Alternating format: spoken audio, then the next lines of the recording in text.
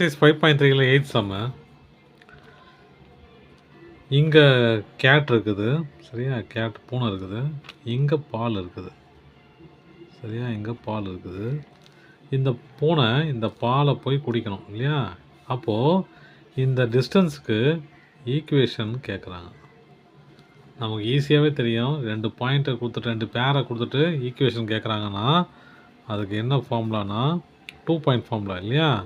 y minus y1 divided by y2 minus y1 equal to x minus x1 divided by x2 minus x1.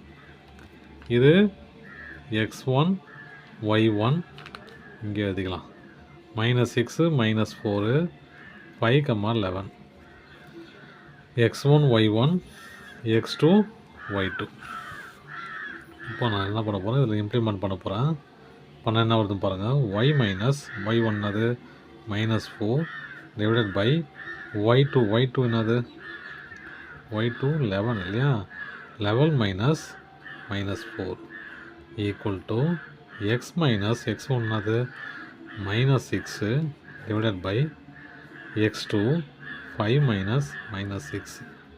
அப்போது y plus 4 minus into -4 எல்லாமே plus ஆகிடும் இல்லையா. Minus into minus plus ஆகிடும். அப்போது 11 + 4 equal to x plus 6 5 + 6. இது எப்படி எழுதலாம், y + 4 divided by 15 equal to x plus 6 divided by 11. Cross multiply பண்ணிக்கலாமா. பண்ண என்ன வரும் பாருங்கள். 11 இன்ட்டு y + 4 இந்த பக்கம், இது இந்த பக்கம் இல்லையா. 15 இன்ட்டு எக்ஸ் ப்ளஸ் 6. அப்போது 11y plus 44 equal to 15x 15 into 6 6 5 are 30 0 3 1 6 are 6 9 90.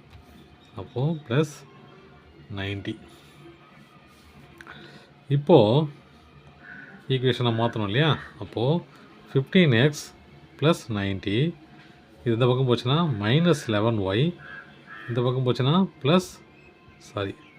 -44 equal to 0. இந்த ப்ளஸ் இந்த பக்கம் போச்சுன்னா மைனஸ் இல்லையா, அதனால். இப்போ அரேஞ்ச்மெண்ட்டில் எழுதிக்கலாம். 15x -11y 90 -44 90 44 கடன் வாங்கினா 6, அப்போ 8, இது 8ல் 4 போச்சுன்னா 4 46.